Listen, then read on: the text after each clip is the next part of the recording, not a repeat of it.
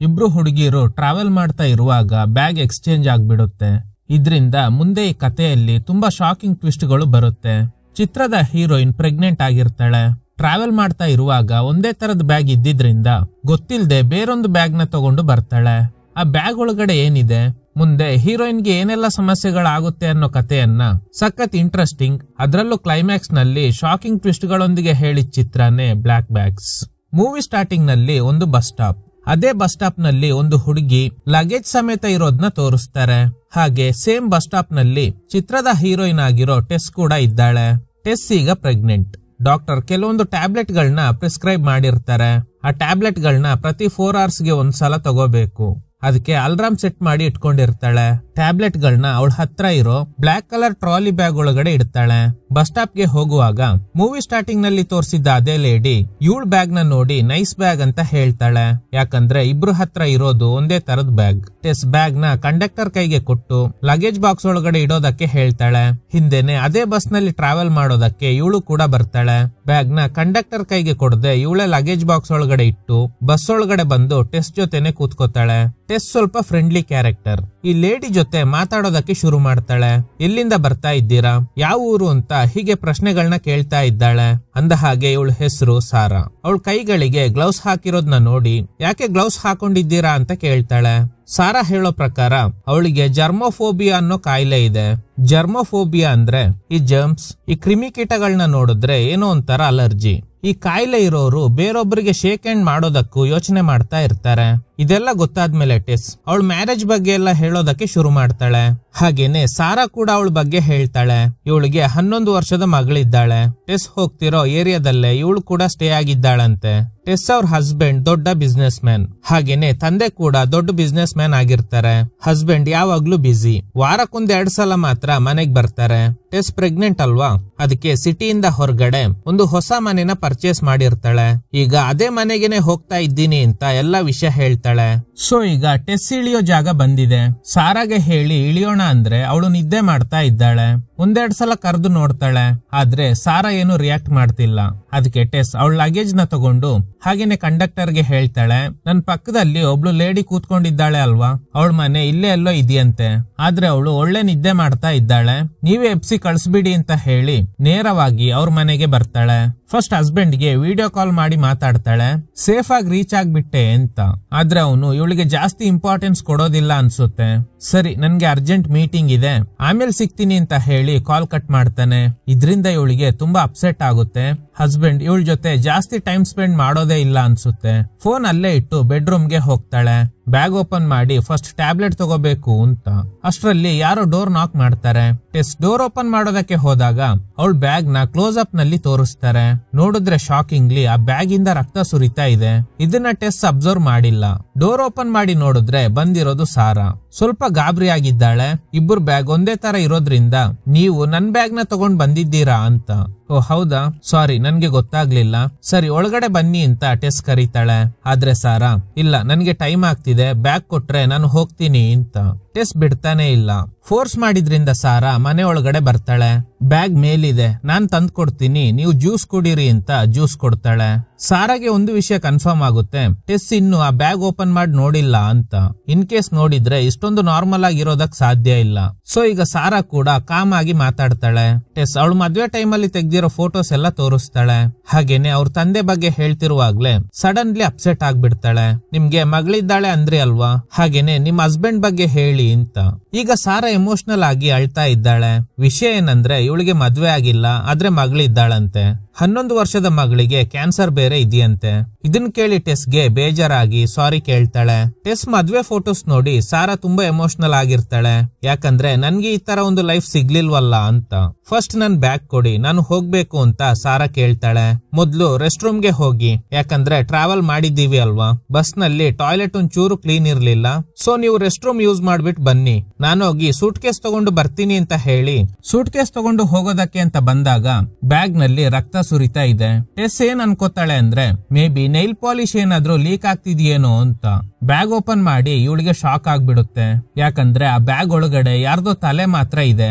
ಅಂದ್ರೆ ಸಾರಾ ಯಾರ್ದೋ ತಲೆನ ಕತ್ತರಿಸಿ ಕವರ್ ಒಳಗಡೆ ಹಾಕಿ ತಗೊಂಡ್ ಬಂದಿದ್ದಾಳೆ. ಸಾರಾ ಮೇಲ್ಗಡೆ ಬರ್ತಿರೋ ಶಬ್ದ ಕೇಳಿ ಬ್ಯಾಗ್ ನ ಕ್ಲೋಸ್ ಮಾಡ್ತಾಳೆ. ಅವಳು ಮೇಲ್ಗಡೆ ಬಂದಾಗ ಏನು ನೋಡೇ ಇಲ್ಲ ಅನ್ನೋ ತರ ಟೆಸ್ ನಡ್ಕೋತಾ ಇದ್ದಾಳೆ. ಮೊದ್ಲು ಈ ಸೂಟ್ ಕೇಸ್ ಕೊಟ್ಟು ಇವಳನ್ನ ಕಳಿಸ್ಬಿಡ್ಬೇಕು ಅಂತ ಯೋಚನೆ ಮಾಡ್ತಾಳೆ. ಇಷ್ಟೊತ್ತು ಇಲ್ಲೇ ಇರಿ, ಆಮೇಲೆ ಹೋಗ್ಬೋದು ಅಂತ ಹೇಳ್ತಿದ್ದವಳು ಆದ್ರೆ ಈಗ ನಿಮ್ಗೆ ಟೈಮ್ ಆಗುತ್ತೇನೋ, ಬೇಗ ಹೊರಡಿ ಅಂತ ಹೇಳ್ತಾ ಇರೋದ್ರಿಂದ ಸಾರಾಗೆ ಇವಳ ಮೇಲೆ ಡೌಟ್ ಶುರು ಆಗುತ್ತೆ. ನಾನು ಟ್ಯಾಬ್ಲೆಟ್ ತಗೊಂಡು ಸ್ವಲ್ಪ ರೆಸ್ಟ್ ತಗೋಬೇಕು, ನೀವು ಹೊರಡಿ ಅಂತ ಟೆಸ್ ಫೋರ್ಸ್ ಮಾಡ್ತಾ ಇದ್ದಾಳೆ.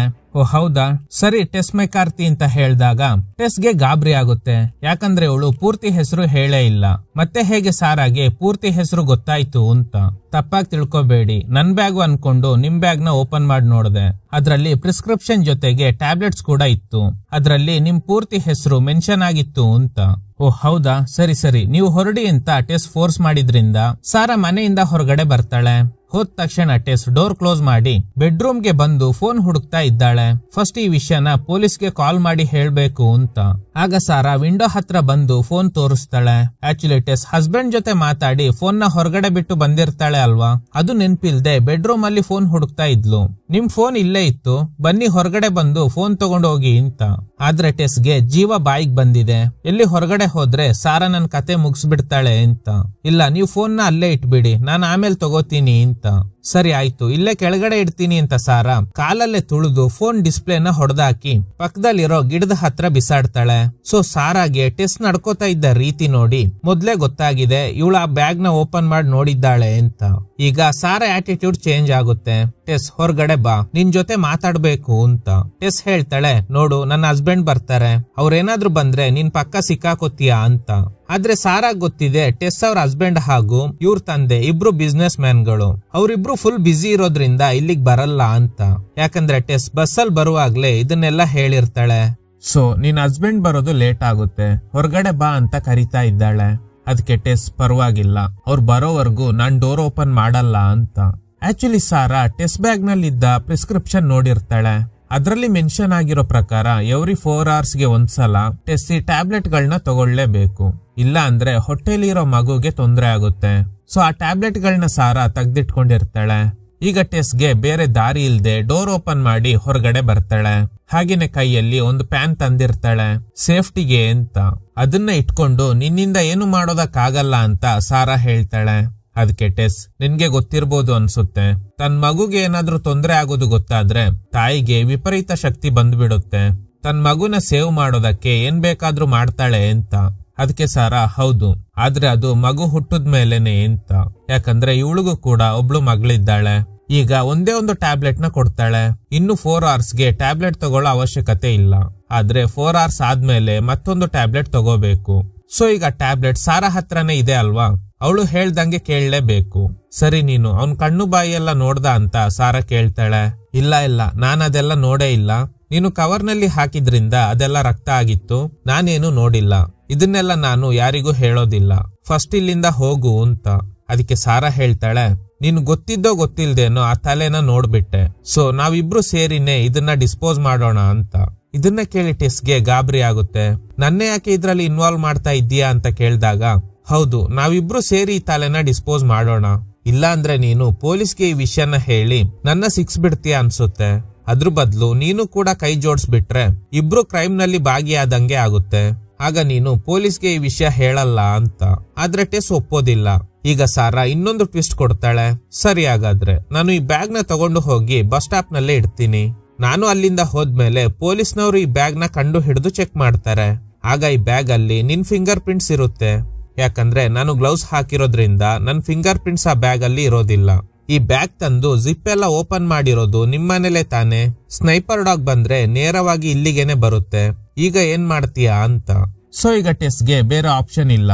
ಸಾರಾ ಗೂಗಲ್ ಮಾಡಿ ಮೊದ್ಲೇ ಒಂದು ವಿಷಯನ ತಿಳ್ಕೊಂಡಿರ್ತಾಳೆ. ಈ ಏರಿಯಾದಲ್ಲಿ ಒಂದು ಕ್ಲೋಸ್ ಆಗಿರೋ ಹಳೆ ಕೆಮಿಕಲ್ ಫ್ಯಾಕ್ಟರಿ ಇದೆ, ಅಲ್ಲಿಗೆ ಹೋಗಿ ಆ ತಲೆನ ಡಿಸ್ಪೋಸ್ ಮಾಡೋಣ ಅಂತ. ಟೆಸ್ ಅಳ್ತಾ ಇದ್ದಾಳೆ. ನೋಡು ಚಿನ್ನ, ಅಳ್ಬೇಡ, ಆ ತಲೆ ಯಾರ್ದು ಅನ್ನೋದು ನಿನ್ಗೆ ಗೊತ್ತಾಗ್ಬೇಕಾ? ಸರಿ ಇರು, ನಿನ್ಗೆ ಎಲ್ಲ ವಿಷಯ ಹೇಳ್ತೀನಿ. ನಾನು ಸುಮ್ನೆ ಅವನ್ನ ಕೊಲೆ ಮಾಡಿಲ್ಲ ಅಂತ ಒಂದು ಫ್ಲಾಶ್ ಬ್ಯಾಕ್ ಹೇಳ್ತಾಳೆ. ಆಕ್ಚುಲಿ ಇವಳು ಮೊದ್ಲೇ ಹೇಳಿರ್ತಾಳೆ ಅಲ್ವಾ, ನಾನು ಸಿಂಗಲ್ ಮದರ್, ಮಗಳಿದ್ದಾಳೆ ಅಂತ. ಆದ್ರೆ ಹಸ್ಬೆಂಡ್ ಇಲ್ಲ. ಅದಕ್ಕೆ ಕಾರಣ ಏನಂದ್ರೆ ಆಲ್ರೆಡಿ ಮದ್ವೆ ಆಗಿರೋ ಒಬ್ಬನ ಜೊತೆನೆ ಇವಳು ಅಫೇರ್ ಇಟ್ಕೊಂಡಿರ್ತಾಳೆ. ಅದ್ರಿಂದನೇ ಪ್ರೆಗ್ನೆಂಟ್ ಆಗಿ ಒಂದು ಹುಡುಗಿಗೆ ಜನ್ಮ ಕೊಟ್ಟಿರ್ತಾಳೆ. ಆದ್ರೆ ಅವನು ಮದ್ವೆ ಆಗಿರೋ ವಿಷಯನ ಸಾರಾಯಿಂದ ಹೈಡ್ ಮಾಡಿ ಇವಳ ಜೊತೆ ಕ್ಲೋಸ್ ಆಗಿದ್ದ. ಆಮೇಲೆ ಇವಳಿಗೆ ಕೈ ಕೊಟ್ಟು ಎಸ್ಕೇಪ್ ಆಗಿರ್ತಾನೆ. ಅವನಿಗೆ ಆಲ್ರೆಡಿ ಮದ್ವೆ ಆಗಿರೋದ್ರಿಂದ ಹ್ಯಾಪಿಯಾಗಿನೇ ಲೈಫ್ ಲೀಡ್ ಮಾಡ್ತಾ ಇದ್ದ. ಆದ್ರೆ ಇವಳು ಹೆಣ್ಮಗುನ ಇಟ್ಕೊಂಡು ತುಂಬಾ ಕಷ್ಟ ಪಟ್ಟಿದ್ದಾಳೆ. ಪದೇ ಪದೇ ಅವನ ಹತ್ರ ದುಡ್ಡು ಕೇಳ್ದಾಗ ಅವನು ಕೂಡ ಕೊಡ್ತಾ ಇದ್ನಂತೆ. ಆದ್ರೆ ಒಂದಿನ ಇನ್ ಮುಂದೆ ದುಡ್ಡು ಕೊಡಲ್ಲ, ಇದೇ ಲಾಸ್ಟ್ ಅಂತ ಹೇಳಿದ್ದಾನೆ. ಸಾರಾ ಮಗಳಿಗೆ ಕ್ಯಾನ್ಸರ್ ಇರೋದ್ರಿಂದ ಟ್ರೀಟ್ಮೆಂಟ್ಗೆ ದುಡ್ಡಿಲ್ಲ. ಅದಕ್ಕೆ ಸ್ವಲ್ಪ ದೊಡ್ಡ ಅಮೌಂಟ್ ಕೇಳಿರ್ತಾಳೆ. ಇಷ್ಟು ದುಡ್ಡನ್ನ ಕೊಟ್ಬಿಡು, ಆಮೇಲೆ ನಿನ್ ಹತ್ರ ಬರೋದಿಲ್ಲ, ನಮ್ಮಿಬ್ರು ವಿಷಯ ಯಾರಿಗೂ ಗೊತ್ತಾಗೋದಿಲ್ಲ ಅಂತ. ಅದಕ್ಕೆ ಅವನು ಸರಿ ಆಯ್ತು ಅಂತ ಅವಂದೇ ಆದ ಪ್ರೈವೇಟ್ ಪ್ಲೇಸ್ಗೆ ಬರೋದಕ್ಕೆ ಹೇಳಿರ್ತಾನೆ. ಸಾರಾ ಅವನ್ನ ನಂಬಿ ಆ ಪ್ಲೇಸ್ಗೆ ಹೋಗಿದ್ದಾಳೆ, ಮಗಳಿಗೆ ಟ್ರೀಟ್ಮೆಂಟ್ ಕೊಡ್ಸೋದಕ್ಕೆ ದುಡ್ಡು ಸಿಗುತ್ತೆ ಅಂತ. ಆದ್ರೆ ಅವನು ಇವಳು ಕೇಳಿದ್ಕಿಂತ ಕಮ್ಮಿ ದುಡ್ಡು ಕೊಟ್ಟಿರ್ತಾನೆ. ಇದು ಟ್ರೀಟ್ಮೆಂಟ್ಗೆ ಸಾಲೋದಿಲ್ಲ. ಏನಿದು, ಯಾಕೆ ಇಷ್ಟೊಂದು ದುಡ್ಡು ಕಮ್ಮಿ ಕೊಟ್ಟಿದ್ಯಾ ಅಂತ ಕೇಳಿದಾಗ, ನೋಡು ನನ್ನಿಂದ ಇಷ್ಟೇ ಕೊಡೋದಕ್ಕಾಗೋದು. ಸಾರಾ ಒಪ್ಪೋದಕ್ಕೆ ರೆಡಿ ಇಲ್ಲ. ನಾಳೆ ಖಂಡಿತ ನಿಮ್ಮ ಆಫೀಸ್ ಹತ್ರ ಬರ್ತೀನಿ ಅಂತ ಹೇಳಿದ್ರಿಂದ ಟ್ರಿಗರ್ ಆಗಿದ್ದ ಇವನು ಡಬಲ್ ಬ್ಯಾರಲ್ ಗನ್ ತಗೊಂಡು ಸಾರಾಗೆ ಶೂಟ್ ಮಾಡೋದಕ್ಕೆ ಟ್ರೈ ಮಾಡಿದ್ದಾನೆ. ಅವನಿಂದ ತಪ್ಸ್ಕೊಂಡು ಸಾರಾ ಓಡೋದಕ್ಕೆ ಟ್ರೈ ಮಾಡ್ತಾಳೆ.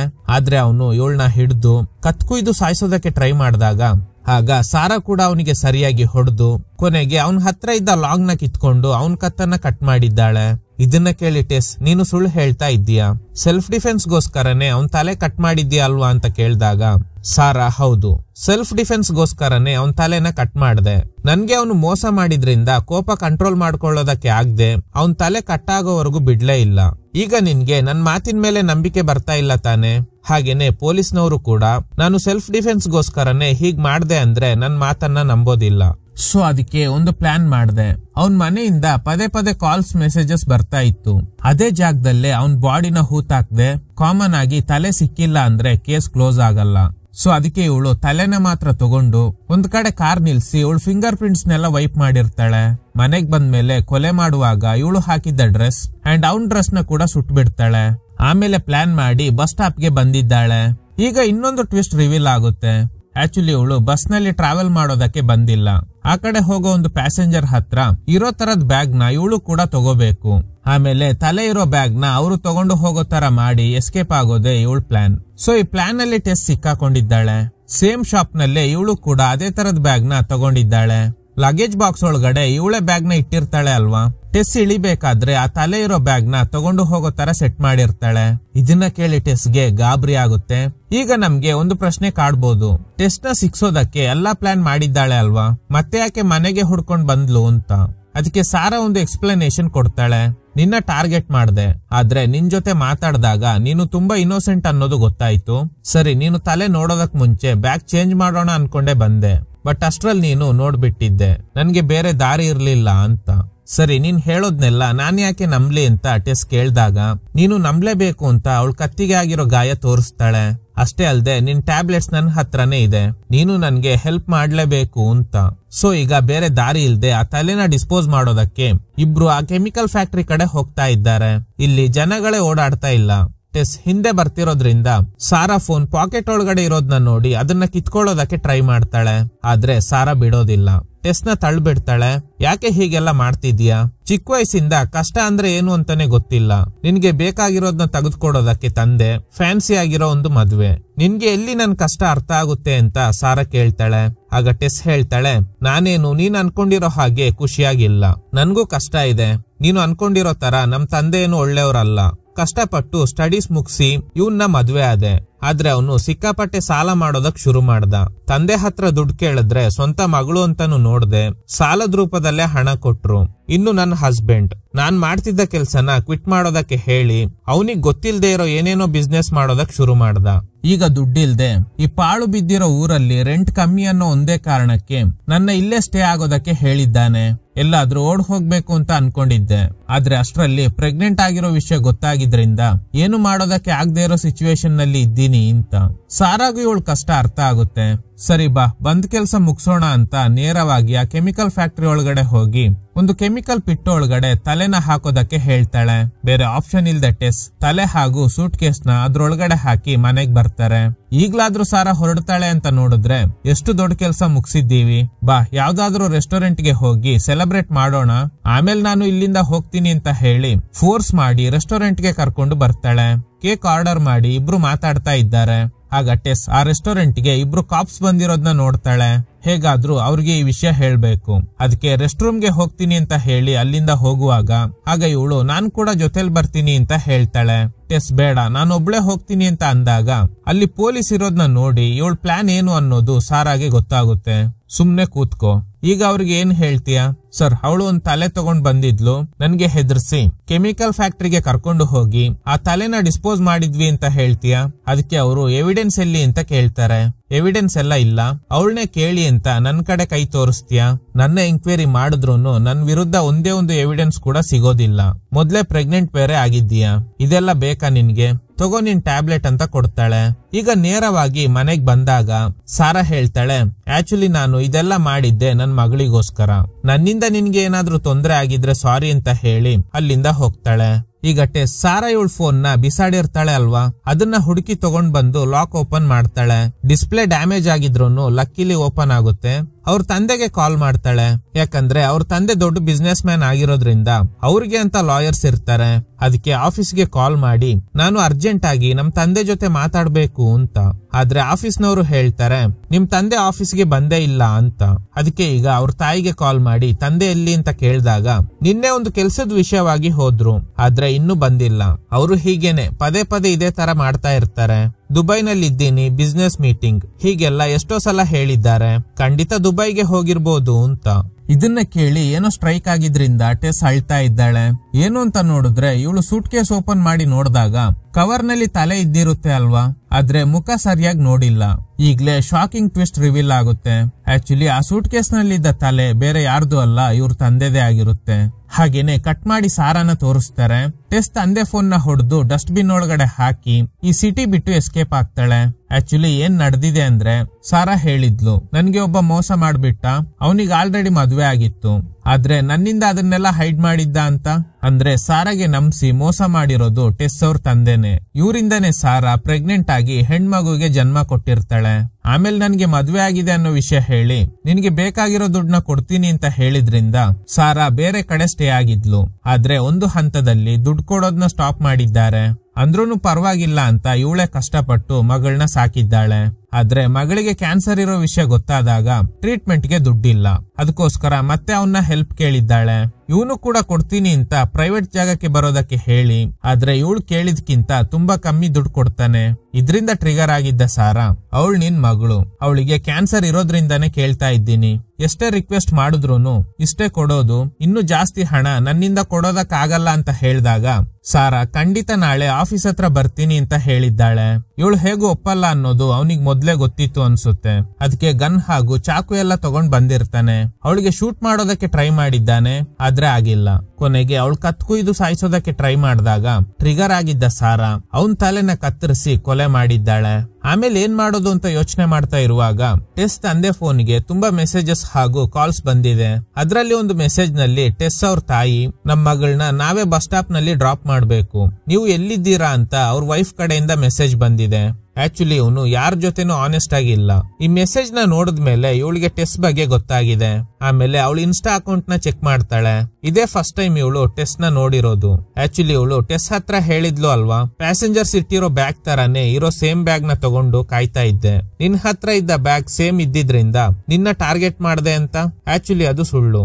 Sara first time insta account ನಲ್ಲಿ ನೋಡ್ದಾಗ್ಲೆ ಟೆಸ್ ಹತ್ರ ಇದ್ದ ಆ ಬ್ಯಾಗ್ ನ ನೋಡಿದ್ದಾಳೆ. ಆಮೇಲೆ ಅದೇ ತರ ಸೂಟ್ ಕೇಸ್ ನ ಪರ್ಚೇಸ್ ಮಾಡಿರ್ತಾಳೆ. ಯಾಕೆ ಇವಳು ಟೆಸ್ ನ ಹುಡ್ಕೊಂಡು ಹೋಗಿ ಹೀಗೆಲ್ಲ ಮಾಡಿದ್ಲು ಅಂತ ನೋಡೋದಾದ್ರೆ ಟೆಸ್ಗೆ ಸಿಕ್ಕಿರೋ ಫೆಸಿಲಿಟೀಸ್ ಸಾರಾ ಮಗಳಿಗೂ ಸಿಗ್ಬೇಕಿತ್ತು, ಆದ್ರೆ ಸಿಗ್ಲಿಲ್ಲ.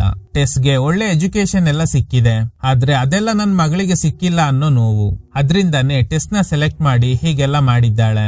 ಸೊ ಈಗ ಇದೆಲ್ಲ ಗೊತ್ತಾಗಿದ್ರಿಂದ ಟೆಸ್ ಜೋರಾಗಿ ಅಳ್ತಾ ಇದ್ದಾಳೆ. ಕಟ್ ಮಾಡಿದ್ರೆ ಕೆಲವು ತಿಂಗಳುಗಳ ನಂತರ ಇವ್ರ ತಂದೆ ಸಿಗದೆ ಇರೋದ್ರಿಂದ ಪೊಲೀಸ್ ಸ್ಟೇಷನ್ ನಲ್ಲಿ ಇವ್ರ ತಾಯಿ ಕಂಪ್ಲೇಂಟ್ ಕೊಟ್ಟಿರ್ತಾರೆ. ಟೆಸ್ ಇನ್ನೂ ಆ ವಿಷಯನ ಇವರಿಗೆ ಹೇಳಿಲ್ಲ. ಅವ್ರ ತಾಯಿ ನಾರ್ಮಲ್ ಆಗಿ ಇರೋದ್ರಿಂದ ತಂದೆ ಕಾಣಿಸ್ತಾ ಇಲ್ಲ ಅಂದ್ರೂನು ಹೇಗೆ ಇಷ್ಟು ನಾರ್ಮಲ್ ಆಗಿ ಇದ್ಯಾ ಅಂತ ಕೇಳಿದಾಗ ನಿಮ್ ತಂದೆ ಬಗ್ಗೆ ನಿನ್ಗೆ ಇನ್ನು ಸರಿಯಾಗಿ ಗೊತ್ತಿಲ್ಲ, ಅವರು ಬಾಯ್ ಬಿಟ್ರೆ ಸುಳ್ಳು, ಹಾನೆಸ್ಟ್ ಆಗಿ ಇರಲ್ಲ ಅಂತ. ಪೊಲೀಸ್ನವರು ಎಷ್ಟೇ ಹುಡುಕಿದ್ರೂನು ನಿಮ್ ತಂದೆ ಸಿಕ್ಕಿಲ್ಲ ಅಂತ ಹೇಳ್ತಾರೆ. ಇವಳು ಮನ್ಸಲ್ಲೇ ಅನ್ಕೋತಾಳೆ, ನೀವು ಎಷ್ಟೇ ಹುಡುಕಿದ್ರೂನು ಅವರು ಸಿಗಲ್ಲ, ಯಾಕಂದ್ರೆ ನಾನೇ ತಲೆನ ಕೆಮಿಕಲ್ ಪಿಟ್ ಒಳಗಡೆ ಹಾಕಿದ್ದೀನಿ, ಸಾರಾ ಬಾಡಿನ ಎಲ್ಲಿ ಹೂತಾಕಿದ್ದಾಳೆ ಅಂತ ಗೊತ್ತಿಲ್ಲ. ಕೆಲವು ವಾರಗಳ ನಂತರ ಟೆಸ್ ಅವ್ರ ಹಸ್ಬೆಂಡ್ ನಿಮ್ ತಂದೆ ಕಾಣೆ ಆಗ್ಬಿಟ್ರು ಅಲ್ವಾ, ಅದಕ್ಕೆ ನಿಮ್ ತಾಯಿ ಹತ್ರ ಫೈನಾನ್ಷಿಯಲ್ ಹೆಲ್ಪ್ ಕೇಳಿದ್ದೀನಿ ಅಂತ. ಈಗ ಟೆಸ್ ಹೇಳ್ತಾಳೆ, ಇನ್ಮೇಲೆ ನನ್ನ ಹುಡ್ಕೊಂಡ್ ಬರ್ಬೇಡ, ನಾವು ಡಿವೋರ್ಸ್ ತಗೊಳ್ಳೋಣ, ನಿನ್ ಜೊತೆ ಇರೋದಕ್ ನನ್ಗೆ ಇಷ್ಟ ಇಲ್ಲ, ನಮ್ ತಂದೆ ಕಡೆಯಿಂದ ಒಳ್ಳೆ ಲೈಫ್ ನನ್ಗೆ ಸಿಗ್ಲಿಲ್ಲ, ಅಟ್ಲೀಸ್ಟ್ ನಿನ್ ಕಡೆಯಿಂದ ಅದನ್ನ ಎಕ್ಸ್ಪೆಕ್ಟ್ ಮಾಡ್ದೆ, ಆದ್ರೆ ನೀನು ಅವ್ರ ಹತ್ರನೇ ಸಾಲ ತಗೊಂಡು ಅವ್ರಿಗಿಂತ ಚೀಪ್ ಆಗ್ಬಿಟ್ಟೆ ಅಂತ. 4 ವರ್ಷಗಳ ನಂತರ ಸಾರಾ ತನ್ ಮಗಳು ಆಟ ಆಡ್ತಿರೋದ್ನ ನೋಡ್ತಾ ಇರುವಾಗ ಟೆಸ್ ಅಲ್ಲಿಗ್ ಬರ್ತಾಳೆ. ಸಾರಾಗೆ ಗಾಬರಿ ಆಗುತ್ತೆ. 4 ವರ್ಷ ಕಳೆದು ನನ್ನ ಹುಡ್ಕೊಂಡ್ ಬಂದಿದ್ದಾಳೆ ಅಂದ್ರೆ ಜೈಲಿಗೆ ಕಳ್ಸೋ ಪ್ಲಾನ್ ಮಾಡಿರ್ಬೋದು ಅಂತ. ಚಿಂತೆ ಮಾಡ್ಬೇಡ, ನಾನು ಪೊಲೀಸ್ನ ಕರ್ಕೊಂಡ್ ಬಂದಿಲ್ಲ ಅಂತ ಹೇಳ್ತಾಳೆ. ಇವಳೆ ಸಾರಾ ಅವ್ರ ಮಗಳು. ಮಗಳಿಗೆ ಸಾರಾ ಟೆಸ್ ನನ್ ಫ್ರೆಂಡ್ ಅಂತ ಹೇಳ್ತಾಳೆ. ಕರೆಕ್ಟ್ ಆಗಿ ನೋಡಿದ್ರೆ ಟೆಸ್ ಹಾಗೂ ಸಾರಾ ಅವ್ರ ಮಗಳು ಅಕ್ಕ ತಂಗಿ. ಹೇಗ್ ನನ್ನ ಕಂಡು ಹಿಡಿದೆ ಅಂತ ಕೇಳಿದಾಗ ಟೆಸ್ ಹೇಳ್ತಾಳೆ, ನೀನು ಖಂಡಿತ ನಮ್ ತಂದೆ ಆಫೀಸ್ ನಲ್ಲೇ ಕೆಲಸ ಮಾಡಿರ್ಬೋದೇನೋ ಅಂತ ಡೌಟ್ ಇತ್ತು, ಅಲ್ಲೋಗಿ ಚೆಕ್ ಮಾಡಿದಾಗ ಗೊತ್ತಾಯ್ತು ನಿನ್ಗೆ ನಮ್ ತಂದೆ ಜೊತೆ ಲಿಂಕ್ ಇದೆ ಅಂತ. ಹೇಗೋ ಕಷ್ಟಪಟ್ಟು ಕಂಡು ಹಿಡಿದ್ ಬಿಟ್ಟೆ. ನಮ್ ತಂದೆ ಯಾವ್ದೋ ಬೇರೆ ಹುಡುಗಿನ ಮದ್ವೆ ಆಗಿ ಎಲ್ಲೋ ಬೇರೆ ಕಡೆ ಸೆಟ್ಲ್ ಆಗಿದ್ದಾರೆ ಅಂತಾನೆ ನಮ್ ತಾಯಿ ಅನ್ಕೊಂಡಿದ್ದಾರೆ. ಒಂದ್ ರೀತಿಯಲ್ಲಿ ಅವರು ಹಾಗೇನೆ ಅನ್ಕೊಂಡಿರ್ಲಿ ಅಂತ ಅನ್ನಿಸ್ತು. ಅದಕ್ಕೆ ಅವರಿಗೆ ಸತ್ಯ ಹೇಳಿಲ್ಲ. 5 ವರ್ಷ ಆಗಿರೋದ್ರಿಂದ ಅವರು ಸತ್ತೋದ್ರು ಅಂತ ಪೊಲೀಸ್ನವರು ಡಿಕ್ಲೇರ್ ಮಾಡಿದ್ದಾರೆ. ಅಂದ್ರೂನು ನಿನ್ನ ಯಾಕೆ ಹುಡ್ಕೊಂಡ್ ಬಂದೆ ಗೊತ್ತಾ? ನನ್ಗೆ ಇರೋದು ಒಂದೇ ಪ್ರಶ್ನೆ, ನನ್ನೇ ಯಾಕೆ ಸೆಲೆಕ್ಟ್ ಮಾಡಿ ಅವ್ರ ತಲೆನ ನನ್ನಿಂದನೇ ಡಿಸ್ಪೋಸ್ ಮಾಡಿಸ್ದೆ ಅಂತ ಕೇಳಿದಾಗ ಅದಕ್ಕೆ ಸಾರಾ, ನಿನ್ಗೆ ಸಿಕ್ಕಿದ್ದ ಸೌಲಭ್ಯ ನನ್ ಮಗಳಿಗೆ ಸಿಗ್ಲಿಲ್ಲ, ಅದೇ ಬೇಜಾರ್ನಲ್ಲೇ ಇದ್ದೆ, ಆದ್ರೆ ನಿನ್ನ ಮೀಟ್ ಆದಾಗ ಗೊತ್ತಾಯ್ತು ನಿನ್ಗೂ ಅವನು ತುಂಬಾ ಕಷ್ಟ ಕೊಟ್ಟಿದ್ದಾನೆ ಅನ್ನೋದು, ಅದಕ್ಕೆ ನಿನ್ ಕೈಯಿಂದಾನೇ ಡಿಸ್ಪೋಸ್ ಮಾಡಿಸ್ದೆ. ಅದೇನೋ ನಿಜಾನೇ, ಅವ್ರು ಎಷ್ಟೋ ಸಲ ನನ್ಗೆ ಸರಿಯಾಗಿ ಹೊಡೆದಿದ್ದಾರೆ. ಲಕ್ಕಿಲಿ ನಿನ್ ಮಗಳು ಆ ತರದ ಕೆಟ್ಟ ವ್ಯಕ್ತಿ ಜೊತೆ ಬೆಳೆದಿಲ್ಲ. ನಮ್ ತಾಯಿಗೆ ಹೊಡೆದು ಎಷ್ಟೋ ಸಲ ಹಿಂಸೆ ಕೊಟ್ಟಿದ್ದಾರೆ. ಆ ಗಾಯ ನನ್ಗೆ ಗೊತ್ತಾಗ್ಬಾರ್ದು ಅಂತ ನಮ್ ತಾಯಿ ಮೇಕಪ್ ನ ಹಚ್ಕೋತಾ ಇದ್ರು. ಇದ್ರಿಂದ ನಾನು ಬೋರ್ಡಿಂಗ್ ಸ್ಕೂಲ್ ನಲ್ಲೇ ಸ್ಟಡಿ ಮಾಡ್ದೆ. ನಮ್ ತಾಯಿ ಅನುಭವಿಸ್ತಾ ಇದ್ದ ನೋವು ನೋಡಿ ನಾನು ಸೂಸೈಡ್ ಮಾಡ್ಕೊಳ್ಳೋ ನಿರ್ಧಾರ ಮಾಡ್ದೆ. ಬಟ್ ಹೇಗೋ ಸರ್ವೈವ್ ಆಗ್ಬಿಟ್ಟೆ. ಬಟ್ ಆ ಟೈಮಲ್ಲಿ ನಮ್ ತಂದೆ ನನ್ ಮರ್ಯಾದೆ ತೆಗಿಬೇಡ ಅಂತ ಹೇಳಿದ್ರೆ ಹೊರತು ನನ್ನ ಆರೋಗ್ಯನ ವಿಚಾರಿಸ್ಲಿಲ್ಲ. ಸೊ ಹೀಗೆಲ್ಲ ಟೆಸ್ ಎಲ್ಲ ವಿಷಯ ಹೇಳ್ತಾಳೆ. ಏನೇ ಇದ್ರೂನು ಟೆಸ್ಗೆ ಹಣಕಾಸಿನ ಸಮಸ್ಯೆ ಇರ್ಲಿಲ್ಲ. ಸ್ವಲ್ಪ ಮಟ್ಟಿಗೆ ಚೆನ್ನಾಗೇ ಇದ್ಲು. ಆದ್ರೆ ಸಾರಾ ತುಂಬಾ ಕಷ್ಟಪಟ್ಟಿರ್ತಾಳೆ. ಈಗ 5 ವರ್ಷ ಆದ್ರೂನು ಟೆಸ್ ಅವ್ರ ತಂದೆ ಬರ್ದೇ ಇರೋದ್ರಿಂದ ಸತ್ತೋದ್ರು ಅಂತ ಡಿಕ್ಲೇರ್ ಮಾಡಿರ್ತಾರೆ. ಅದ್ರಿಂದ ಇನ್ಶೂರೆನ್ಸ್ ಹಣ ಸಿಕ್ಕಿರುತ್ತೆ. ಅದ್ರಲ್ಲಿ ಅರ್ಧ ಪಾಲು ಸಾರಾಗೆ ಕೊಡೋದಕ್ಕೋಸ್ಕರನೇ ಟೆಸ್ ಬಂದಿರ್ತಾಳೆ. ಇದ್ರಿಂದ ಸಾರಾ ಎಮೋಷನಲ್ ಆಗ್ತಾಳೆ. ಇದ್ರೊಂದಿಗೆ ಈ ಚಿತ್ರ ಎಂಡ್ ಆಗುತ್ತೆ. Okay guys, thanks for watching. ಈ ತರದ ಥ್ರಿಲ್ಲಿಂಗ್ ವಿಡಿಯೋಗಳಿಗಾಗಿ ನಮ್ಮ ಸಿನಿಮಾ ಫ್ಯಾಕ್ಟ್ ಚಾನೆಲ್ ನ ತಪ್ಪದೆ ಸಬ್ಸ್ಕ್ರೈಬ್ ಮಾಡಿ, ಪಕ್ಕದಲ್ಲಿರೋ ಬೆಲ್ ಐಕಾನ್ ನ ಪ್ರೆಸ್ ಮಾಡಿ ಆಲ್ ನೋಟಿಫಿಕೇಶನ್ ಗಳನ್ನ ಆನ್ ಮಾಡಿ ಇಟ್ಕೊಳ್ಳಿ.